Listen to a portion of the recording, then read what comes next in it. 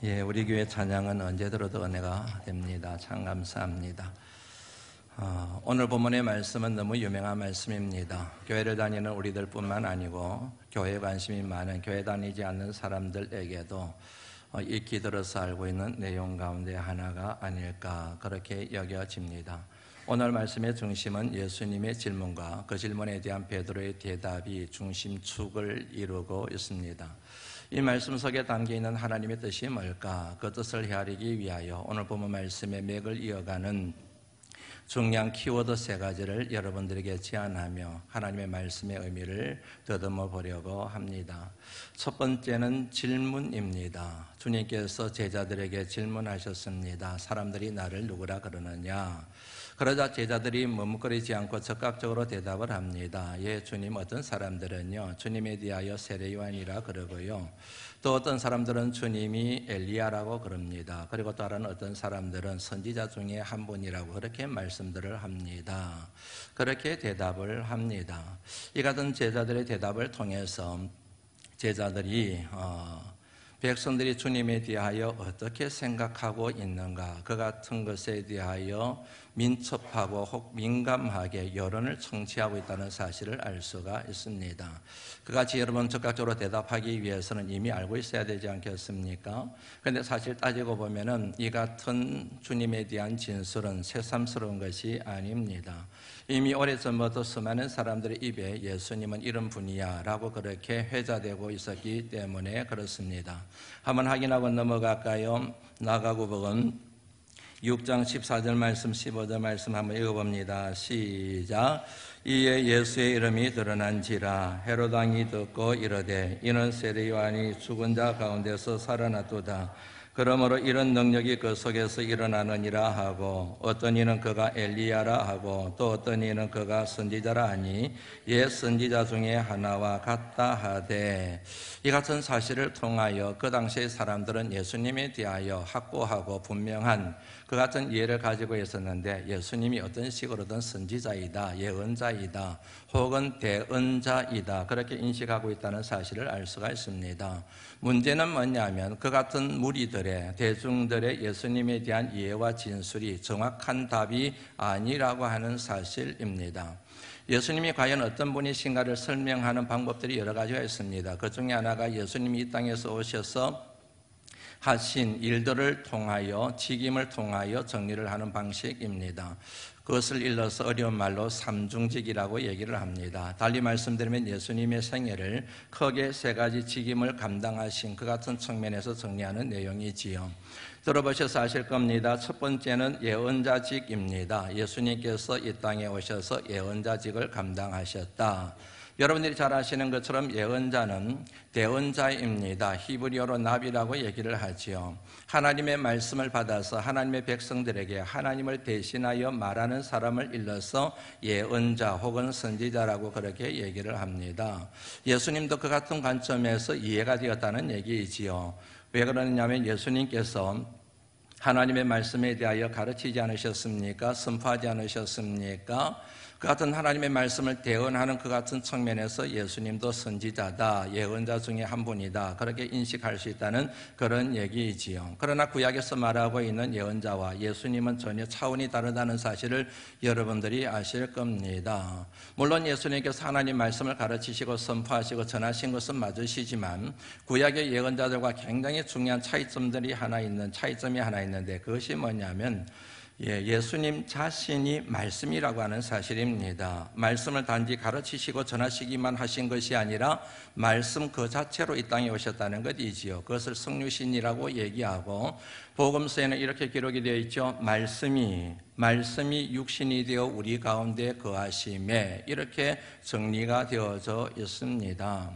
그 다음에 두 번째는 제사장직입니다. 잘 아시는 것처럼 제사장은 제물을 통하여 하나님 앞에 제사를 집례하는 사람입니다. 그 같은 측면에서 예수님이 제사장 혹은 대제사장이라고 얘기할 수 있다는 얘기이지요.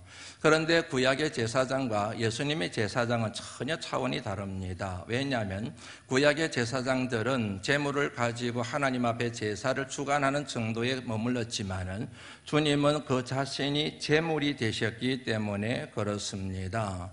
여러분, 제사가 제물을 가지고 혹은 짐승들이 있지 않습니까? 소나 양을 가지고 제물을 가지고 하나님 앞에 제사를 준비했지 않습니까? 그 짐승들에게 모든 인간의 죄가 증가되는 것이지요. 그러므로 그 짐승이 죽는 순간 인간의 죄도 사함받는다고 하는 게 구약의 제사법의 중요한 정신이지 않습니까? 그런데 이 땅에 오신 주님께서는 제사장이 되실 뿐만 아니고 친히 본인이 죄를 다 짊어지시고 십자가 위에 죽으심으로 모든 인류의 죄를 도말하셨다. 이런 면에서 구약의 제사장으로서의 주님의 뜻은 완전히 차이가 날 수밖에 없는 겁니다. 이 같은 측면에서 주님의 십자가 고난과 죽음, 이것과 관련된 것이 바로 예수님의 제사장직 혹은 대제사장직이라고 그렇게 말하는 거지요. 그 다음에 세 번째로는 왕직입니다. 왕으로 오신 예수님의 이미지를 설명하는 표현이지요. 주님이 죽으셨습니다. 그런데 죽음의 권세를 이기시고 사흘 만에 부활하셨습니다. 왜요? 만왕의 왕이시기 때문에. 주님을 이길 수 있는 힘은 이 세상에 절대로 존재하지 않습니다. 우주에도 존재하지 않습니다. 왜냐하면 전능하신 하나님이시기 때문입니다. 그 주님이 바로 만왕의 왕이시요 온 우주의 왕이시요 온 세상의 왕이시라 하는 뜻을 갖고 있는 단어가 바로 왕직이라고 하는 그 편성에 담겨져 있는 겁니다.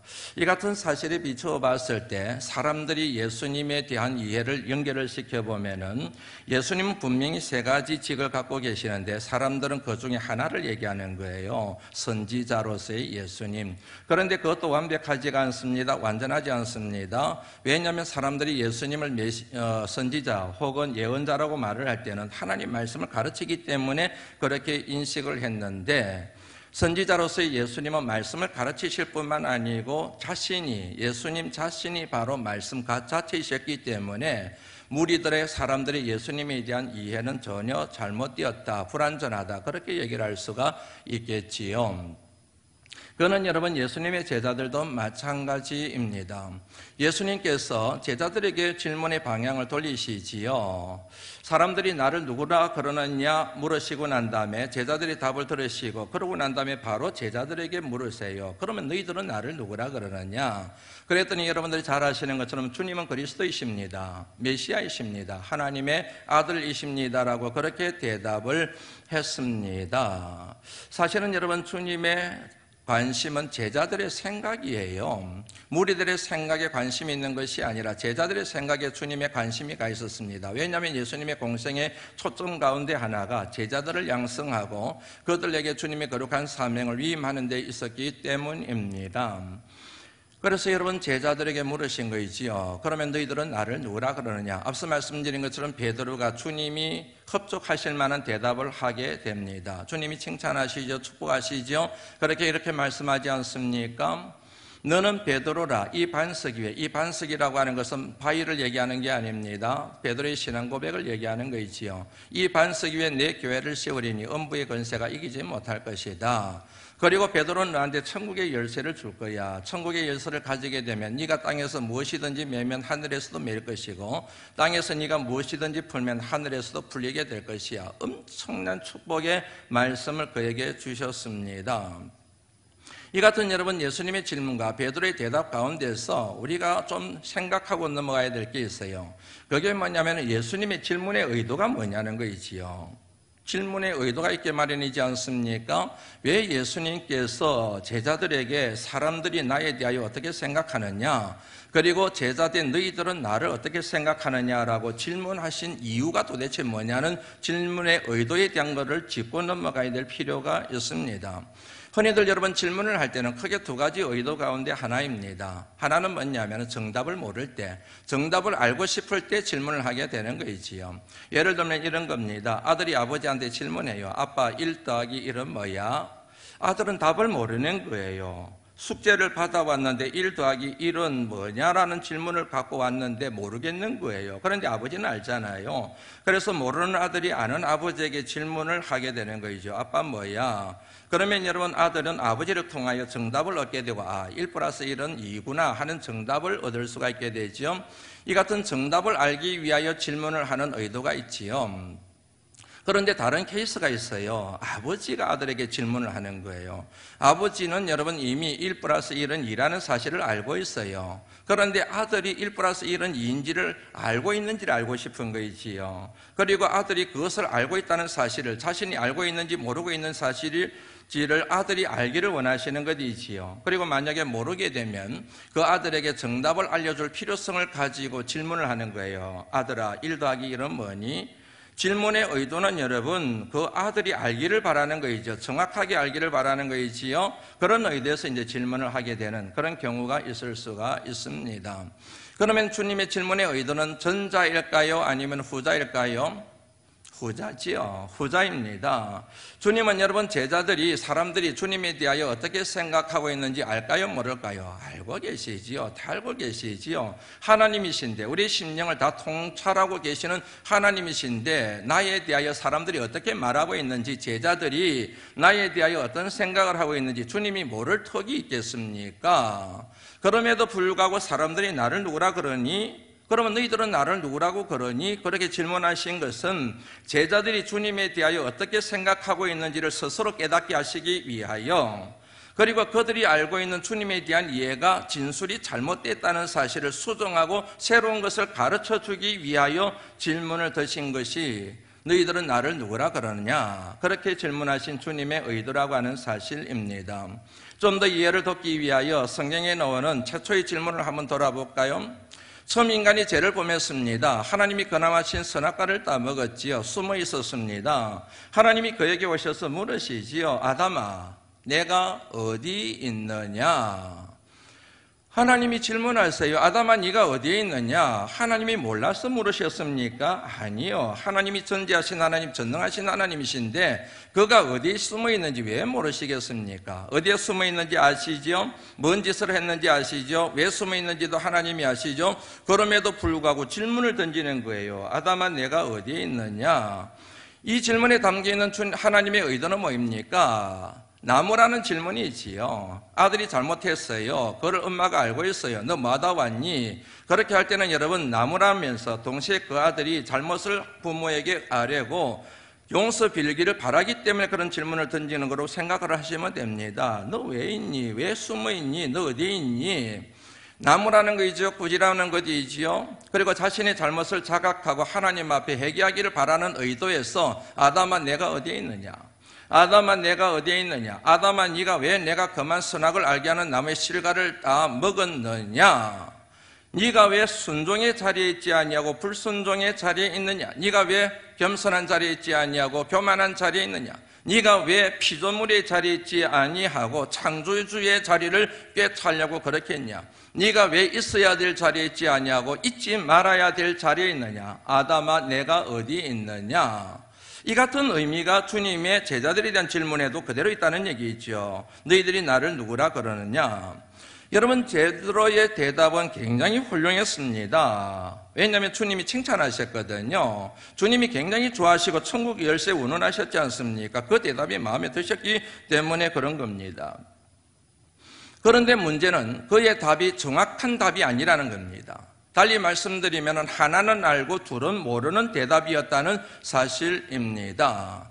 앞서 말씀드린 것처럼 무리들은 예수님이 선지자라고 알고 있었습니다. 맞는 겁니다. 그러나 정확한 답이 아니에요.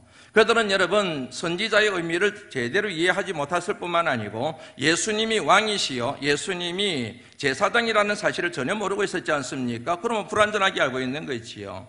그는 여러분 베드로를 비롯하여 11제자도 마찬가지입니다. 예수님이 메시아요 하나님의 아들이심은 알았습니다. 그러나 그들이 모르는 게 하나 있었습니다. 그게 뭐냐면 예수님이 제사장이라고 하는 것.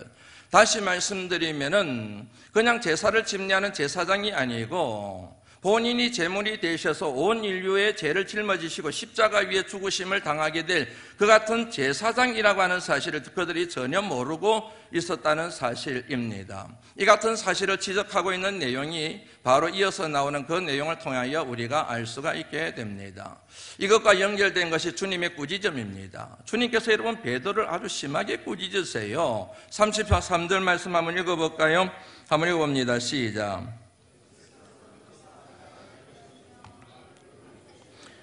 사탄아 내 뒤로 물러가라. 여기까지만 읽지요. 사탄아 물러가라. 심하게 꾸짖었습니다. 방금까지 칭찬하고 그리고 그를 축복했는데 갑자기 주님이 확 바뀌어버린 거예요.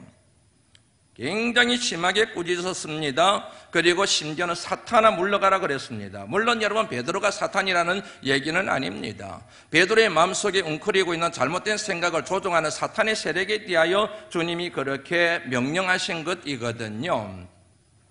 이상하잖아요. 왜 예수님이 갑자기 이렇게 돌변하여 말씀을 베드로에게 험한 말씀을 하셨을까? 30절 말씀부터 좀 촘촘하게 꼼꼼하게 한번 읽어가 볼 필요가 있는 것 같습니다. 30절 말씀 한번 읽어볼까요? 한번 읽어봅니다. 시작. 말하지 말라 경고하시고. 이 말씀이 굉장히 중요합니다. 여러분 예수님께서 베드로를 비롯하여 제자들에게 경고하세요. 이 일을 아무에게도 말하지 마라. 아무에게도 전하지 마라. 아무에게도 이거를 가르쳐서는 안 된다. 이 일이라는 게 뭘까요?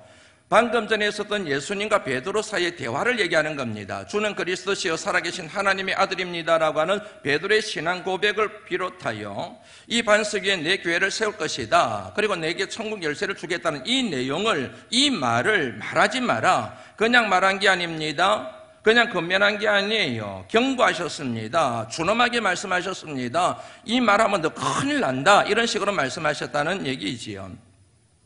의아하지 않습니까? 이상하잖아요. 분명히 여러분 주님의 질문에 베드로가 대답을 했고 주님은 그를 칭찬하셨지 않습니까? 그럼 이렇게 얘기하셔야죠. 야 베드로야, 얘기해라. 네가 정답을 얘기했어. 만나는 사람들마다 내가 그리스도의 하나님의 아들이라는 사실을 알리라. 선포해라. 외치라.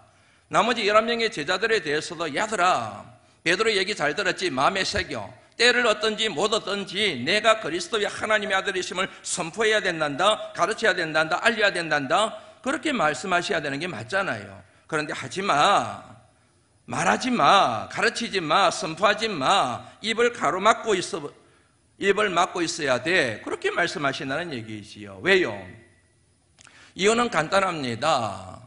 베드로가 여러분 예수님을 알고는 있었지만 정확하게 모르고 있었기 때문입니다. 한마디로 말씀드리면은 예수님의 알기는 했지만 예수님에 대하여 불완전하게 알고 있었기 때문입니다. 예수님에 대한 알미 온전하지 못했다는 얘기예요. 다르게 말씀을 드리면은 하나는 알고 예수님에 대하여 하나는 알고 둘은 모르고 있었다는 얘기입니다. 그러면 베드로를 비롯하여 11명의 제자들이 알지 못하고 있었던 그 하나의 사실이 뭐냐? 그게 바로 여러분 32절 말씀에 나오는 거잖아요. 31절 말씀에 나오는 겁니다. 같이 한번 읽어보시죠. 시작. 받고 장로들과 대제사장들과 서기관들에게 버림받아 죽임을 당하고 사흘 만에 살아나야 할 것을 비로소 그들에게 가르치시더니, 이 말씀에서 우리가 눈여겨봐야 될 게 있습니다. 그게 뭐냐면 비로소라는 말이에요. 비로소 그들에게, 비로소 제자들에게 주님이 가르치기 시작하시더니, 다시 말씀드리면 지금까지는 가르친 적이 없어요. 이제까지는 제자들에게 한 번도 운을 뗀 적이 없는 것이 있었습니다. 이제서야 주는 그리스도시요 살아계신 하나님의 아들이십니다는 이 같은 고백이 있고 난 뒤에 그때서야 주님께서 베드로와 제자들에게 가르치신 게 있습니다. 그게 뭐예요? 주님의 죽음의 사건입니다.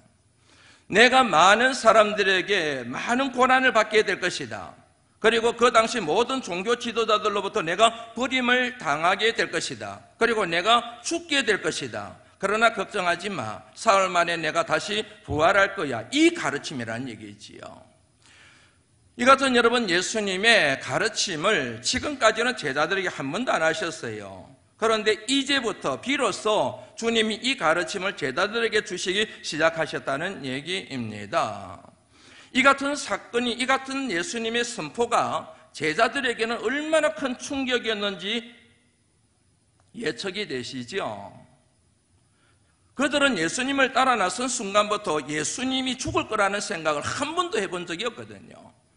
예수님이 고난을 받으시고 죽임을 당할 거라는 것, 그리고 종교 지도자들의 존경을 받지 종교 지도자로부터 버림을 당할 거라는 상상을, 생각을 꿈에서조차도 해본 적이 없는 거예요. 그런데 주님이 갑자기 뜬금없이 나 죽을 거야, 고난 받을 거야, 그렇게 말씀하시는 얘기를 들었을 때 이 제자들이 청천벽력 같은 뭐냐면 느낌을 받았을 거예요. 이게 뭐지? 베드로의 반응을 통해서 그걸 확인할 수가 있어요. 32절 말씀 한번 읽어볼까요? 32절 말씀 읽습니다. 시작. 드러내놓고 이 말씀을 하시니 베드로가 예수를 붙들고 항변하며, 이 말씀을 듣자마자 베드로가 성큼 나서서 예수님을 붙들고 항변했다 그래요. 우리말로 번역된 이 항변이라는 단어는 여러분 거친 말입니다. 굉장히 거친 말이에요. 쉽게 말씀드리면 책망하는 겁니다. 힐난하며 비난하며 정죄하며 책망하는 거래요. 제자가 스승을 여러분 그럴 수가 있습니까? 베드로가 방금 전에는 주님은 메시아입니다. 그리스도입니다. 하나님의 아들이십니다. 그랬던 사람이 주님을 향하여, 하나님을 향하여 책망을 하는 거예요. 신랄하게 비난을 해요.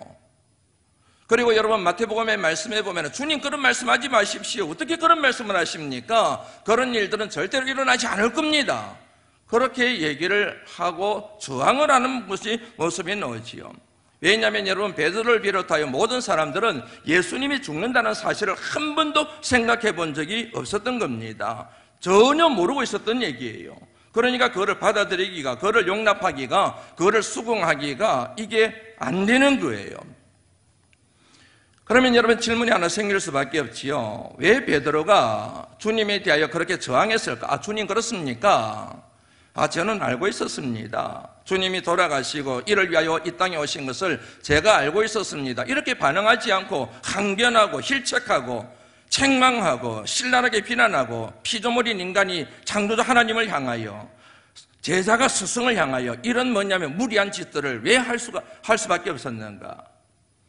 여러분들이 잘 아시는 것처럼 베드로가 예수님을 처음 만난 것은 갈릴리 호수이지요. 밤새도록 빈 그물질을 하다가 무태에 도착해서 그물을 손질하고 있는 그의 배에 주님이 오르시게 됩니다. 그의 배에 오르신 주님께서 뜬금없이 그에게 말씀하시죠. 깊은 데로 가서 그물을 내리라. 깊은 데로 가서 그물을 내리라. 그런데 여러분 참 희한하게도 베드로가 순종해요. 뭐라고 말하며 순종합니까? 선생님, 라삐르죠. 선생님, 요게 중요해요. 기억해 두세요. 선생님, 내가 밤새도록 빈 그물질만 하고 왔습니다. 그런데 그렇게 말씀하시니 제가 말씀에 순종하여 그물을 내리겠습니다. 그런데 여러분들이 아시는 것처럼 물고기가 많이 잡혔어요. 그물이 찢어질만큼 잡혔습니다. 자기 힘으로는 건질 수가 없어서 친구들의 도움을 받아서 그물을 올릴 정도가 되었습니다. 그 같은 기적이 일어나자 베드로가 여러분 무릎을 털썩 꿇고 주님 앞에 절을 하며 이렇게 얘기한 거 아시죠? 주님 그래요. 주님, 나를 떠나십시오. 나는 죄인이로서이다. 그렇게 고백을 해요. 여기서 우리가 주목해 봐야 될 것이 두 가지입니다. 하나는 뭐냐면 주님에 대한 호칭이 바뀌었어요. 그물을 내리기 전에는 선생님 그랬습니다. 라삐요 그랬습니다. 그런데 물고기가 많이 잡히고 난 뒤에는 주님이라고 호칭이 바뀌어서 델로드, 헬라어로 큐리오스라고 얘기를 합니다. 신적 권위를 가진 사람에 대하여, 신적 힘을 가진 사람에 대하여 존경하는 의미로 사용하는 표현이 큐리오스, 델로드라는 표현을 사용하는 거거든요. 주님. 그리고 이것을 뒷받침하는 사실이 뭐냐면 나는 죄인입니다. 사람들이 여러분 아무 데서나 죄인이라고 얘기합니까? 하나님 앞에서 죄인이라고 얘기하잖아요. 나는 죄인입니다. 이 같은 사실을 통하여 여러분 베드로가 예수님을 단순하게 한 사람으로, 실력 있는 사람으로, 지식이 있는 사람으로 본 것이 아니라 메시아의 이미지로 예수님을 받아들였다는 사실을 알 수가 있어요. 왜요? 예수님의 능력 때문에요. 왜냐하면 여러분 메시아에 대한 예언의 말씀에 항상 등장하는 게 뭐냐면 메시아가 오시게 되면 이런 일들이 일어나게 될 거다. 기적이 나타나게 될 것이다. 표적이 나타나게 될 것이다. 그를 통하여 이분이 메시아임을 너희들이 알게 될 것이라는 예언의 말씀이 있지 않습니까? 이 정도 기적을 행하시는 분, 능력을 갖추신 분이라고 하면 이분이 메시아일 가능성이 많구나. 그러자 주님께서 그를 부르시잖아요. 나를 따라오너라. 내가 사람을 낚는 어부가 되게 하겠다. 그러자 여러분 즉각적으로 배를 버리고 아비를 버리고 그물을 버리지 않습니까? 한마디로 말씀드리면 그의 인생을 예수님께 의탁하게 되는 거죠. 그의 인생을 예수님께 거는 겁니다. 왜요? 능력 때문에. 그 능력으로 인하여 이분이 메시아일 것이라는 확신이 그의 마음속에 점점 더 강하게 들었던 것이거든요. 여러분도 모든 이스라엘 사람들이 메시아 기대 사상이 있습니다. 유대인들이 그런 사상이 있지요. 그런데 이 당시에는 가장 그 기대 사상이 거기에 달해 있을 때입니다. 왜냐하면 이 당시 예수님이 활동할 당시 유다 백성들이 로마의 앞자리에 있었거든요. 정치적인 해방, 이스라엘 나라 회복을 메시아가 와야 할 수 있기 때문에 메시아를 어느 때보다 강력하게 기다리고 소망하고 있었습니다. 그거는 베드로도 마찬가지예요. 그래서 주님과의 그 같은 만남을 통하여 이분이 바로 메시아이겠구나 하는 확신이 들어서 예수님을 따라 나선 거이지요. 그의 예측은 빗나가지 않았습니다. 주님과 동행하는 그 순간부터 기적이 나타나는 거예요. 안전뱅이가 걷기 시작해요. 보지 못하던 사람이 보기 시작해요. 듣기 못하는 사람이 듣기 시작을 해요. 문둥병자가 나음을 입어요. 그럴 때는 아멘 하셔야 되는 겁니다, 여러분. 귀신이 쫓겨가는 일이 일어나지요. 오병이어 기적의 역사가 막 일어나지 않습니까? 맞아, 정말 메시아네. 이분이 바로 메시아이구나. 그러던 어느 날 주님이 물으시는 거예요. 사람들이 나를 누구라 그러냐? 그리고 이어서 말씀하시기를, 그러면 너희들은 나를 누구라 그러느냐? 베드로는 이미 마음속에 예수님의 능력과 메시아, 이게 딱 연결되어져서 그대로 나서서 얘기를 한 거이죠. 주님은 메시아입니다. 그리스도입니다. 하나님의 아들이십니다. 그렇게 당당하게 얘기를 했는데 갑자기 그 일이 있고 난 다음에 주님이 뜬금없이 나 죽을 거야 그러는 거예요.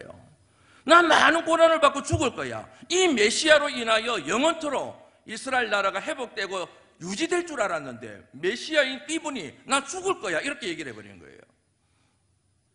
얼마나 충격이 컸겠어요. 여기서 우리가 하나 짚고 넘어가야 될 게 있습니다. 그것은 예수님의 비전과 베드로의 비전이 일치하지를 않아요. 예수님의 비전은 뭐냐면 자신의 죽음을 통하여 하나님 나라가 회복되고, 잘 정리하셔야 됩니다. 예수님의 비전은 자신의 죽음을 통하여 인간의 죄로 말미암아 소멸되어진 하나님 나라가 회복되고, 그리고 모든 인류들이 죄로 말미암아 영원히 죽을 수밖에 없는 인생들이 구원을 얻고 영생을 얻는 것, 이게 주님의 비전입니다. 그런데 베드로의 비전은 뭐냐면 메시아의 죽음이 아니라 메시아의 능력으로, 메시아의 강력한 파워로, 메시아의 신적 능력으로 이스라엘 나라가 회복되고 정치적인 자유를 누리게 되고, 그 같은 나라가 회복되어졌을 때 그 나라에서 배와 그물과 아비를 버리고 따라 나선 그들에게 세상의 부귀영화가 주어지는 것, 이게 바로 베드로의 꿈이요 베드로의 비전이었던 것입니다. 주님께서 여러분 말씀하신 거 아시지요? 인자가 온 것은 섬김을 받으려 함이 아니라 도리어 섬기려 하고 자기 목숨을 많은 사람의 대속물로 주려 함이니라. 이 말씀을 대비를 통하여 예수님의 비전과 베드로의 비전이 하나도 맞지 않다는 사실을 알 수가 있습니다. 그거를 지적하는 말씀이 33절 말씀이에요. 같이 읽습니다. 시작.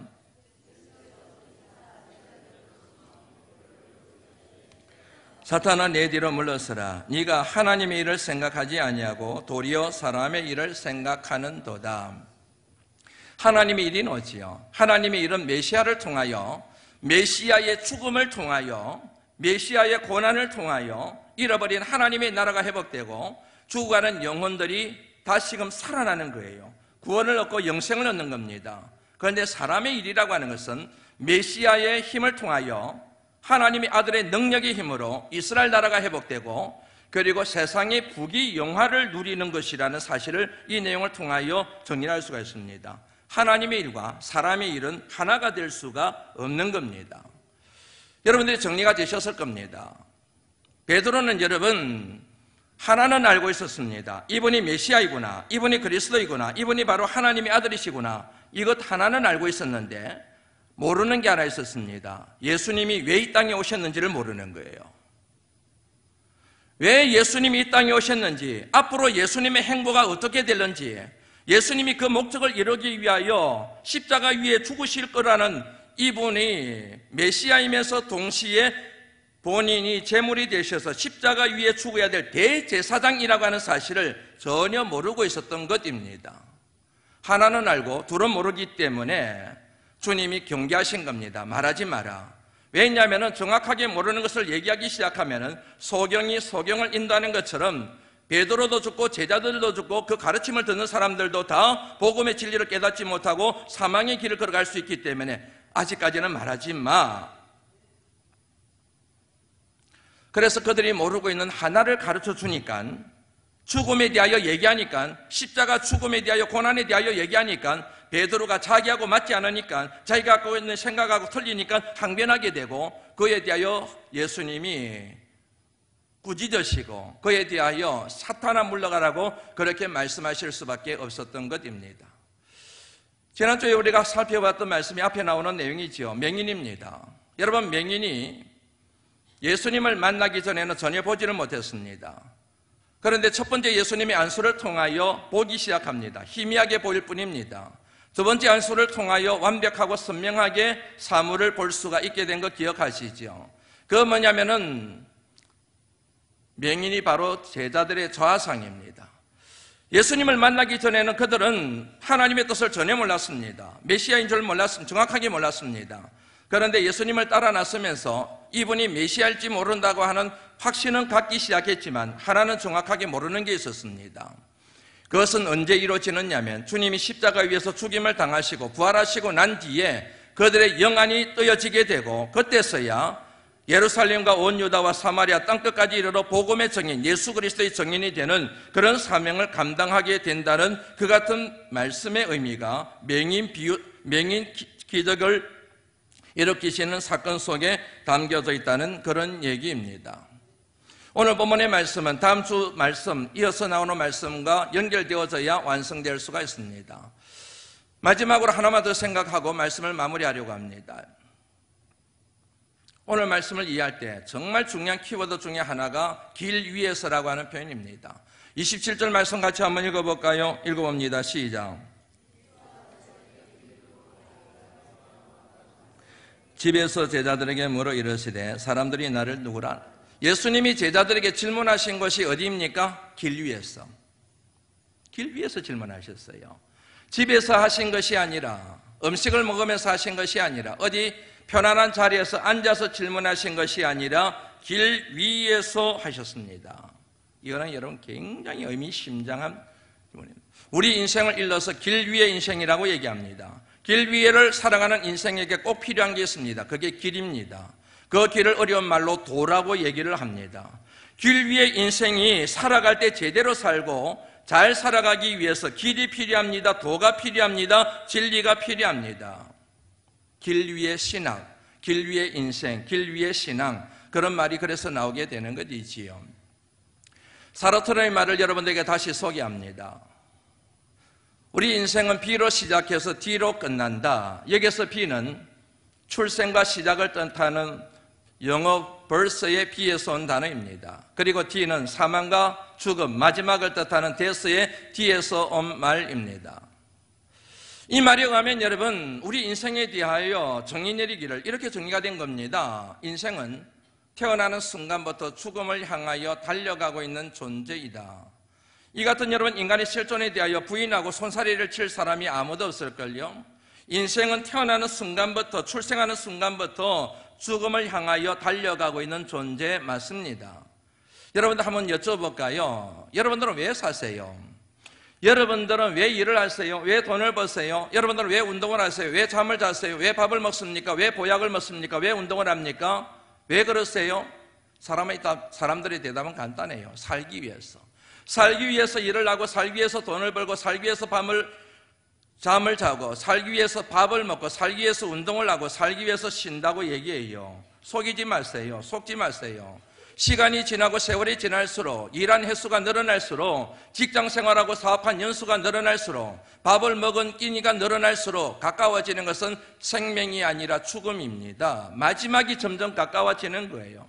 그런데도 불구하고 우리는 끊임없이 살기 위하여 일을 하고 살기 위하여 돈을 번다고 얘기하는데 죽기 싫어서 우리 자신에 대하여 기만하는 그 같은 표현을 사용하는 것입니다.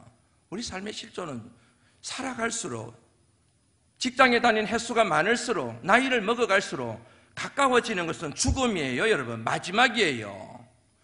이 같은 인생의 여정을 살아가는 우리들은 절망할 수밖에 없지요. 그런데 참으로 감사하게도 사르트르의 말을 빌리자면 하나님은 B와 D 사이에 뭘 주셨습니까? C를 주셨습니다.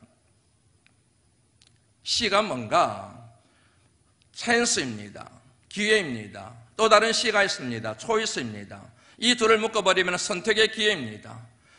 선택의 기회를 하나님이 우리에게 주셨습니다. 그 같은 선택의 기회에서 뭘 선택하고 어떻게 선택하느냐에 따라서 B와 D 사이가 달라지게 되고 D 이유가 달라지게 됩니다. 여러분, 우리가 인생의 길을 걸어가면서 선택의 기로에 서서 항상 부딪히게 되는 것이 영혼 생명입니다. 그것이가 뭐냐면 크라이스트입니다. 크라이스트, 그리스도, 메시아입니다. 그러므로 인생의 길 위에 인생으로 살아가는 사람들에게는 예수 그리스도, 그분을 내가 믿을 것인가 말 것인가, 그분이 나와 무슨 상관이 있는가, 이 질문은 여러분 정말로 핵심 중에 핵심이 되는 질문일 수밖에 없습니다. 그거는 이 세상을 살아가는, 그리고 예수 그리스도를 이미 믿고 있는 저와 여러분들에게도 동일하게 적용되는 예입니다. 왜 예수를 믿는데도 불구하고 내가 분명히 예수를 하나님의 아들이요 구원자이요 메시아임을 고백하는데도 불구하고 나를 위하여 십자가 위에서 죽으신, 나를 사랑하시고 나를 위하여 영원한 생명의 길을 열어놓으신 부활의 주님이라는 사실을 내가 고백하고 믿는데도 불구하고 내 삶에 기쁨이 없어요. 내 삶에 평강이 없어요. 끊임없이 죄책감에 시달리고 외로움에 시달리고 온갖 여러분 문제들로 인하여 아파하고 힘들어하고 지옥처럼 인생을 왜 살아가고 있을까요? 예수를 믿는데, 예수 그리스도를 내가 믿음으로 고백하는데 왜 이 같은 불행한 일이 우리 삶 가운데 끊임없이 일어나고 또 일어날까요? 오늘 말씀을 통하여 그 한 해답을 얻을 수가 있습니다. 예수를 모르기 때문입니다. 교회를 나오고 입술로는 고백하는데 예수를 제대로 모르는 거예요. 예수 그리스도 그분이 누구인지를 내가 정확하게 온전하게 알지를 못하고 있는 거예요. 베드로처럼. 그분이 나를 위하여, 나를 살리기 위하여 하늘 영광 보좌버리고 이 땅에 오셨고 나를 위하여 십자가 위에 죽임을 당하시고 죽으셨으나 사흘 만에 죽음의 권세를 이기시고 부활하신 분이라는 믿음, 변함없는 믿음, 그 믿음이 우리에게 없는 거예요. 왜인 줄 아세요? 그분을 인격적으로 만난 적이 없는 거예요. 예수 그리스도를 인격적으로 내가 한 번도 만난 적이 없는 거예요. 그냥 예배 행식, 신앙의 고백, 의식 속에 들어와 있어서 내가 주님을 인격적으로 만난 것처럼 생각하지만 실상은 만난 적이 없는 거예요. 그러니까 살아가면서 예수와 상관이 없어요. 예수님의 능력은 필요해요. 내가 살아가는데, 내 욕망을 채우는데, 욕심을 채우는데 예수님의 능력은 필요하지만 예수님의 뒤를 따라서 나를 죽여 남을 희생시키는 이 같은 삶을 살지 못하기 때문에 끊임없이 사탄의 송사를 받으며 교회 와도 죄책감에 사로잡혀서 예수를 믿어도 믿음 것지 않는 이 같은 지옥과도 같은 심령의 상태를 부여안고 살아가니 이게 여러분 불행하기 짝이 없는 현실인 거이지요. 오늘 주님께서 여러분 제자들에게 물으신 그 질문을 오늘 이 자리에 나와서 예배하고 있는 저와 여러분들에게 동일하게 질문하세요. 너희들은 나를 누구라 그러냐? 어떤 장로님에게 그렇게 물으시고 권사님에게 그렇게 물으시고 집사님에게 그렇게 물으시고 성도님에게 물으세요. 너는 나를 누구라 그러냐? 이 시간 내게 나와서 예배 드린다고 앉아있는 너는 도대체 나를 누구라고 알고 있느냐? 이 질문에 여러분들은 뭐라고 답하시겠습니까? 베드로처럼 입술만으로 주는 그리스도이십니다, 살아계신 하나님의 아들이십니다, 그렇게 고백하시겠습니까? 어떻게 고백하시겠습니까? 여러분 갑자기 여러분 당황스러우시지요? 뭐라고 답을 해야지? 앞서 말씀드린 것처럼 오늘 말씀의 길로는 다음 주에 납니다. 그 전에 우리 찬양을 하나 부르고 기도하죠. 96장입니다.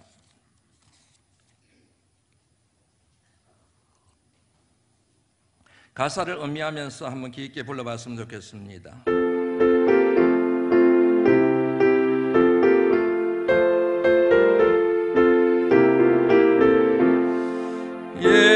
예수님은 누구신가? 우는 자의 위로와 없는 자의 풍성이며 전한 자의 높음과 잡힌 자의 노힘되고 우리 기쁨 되시네.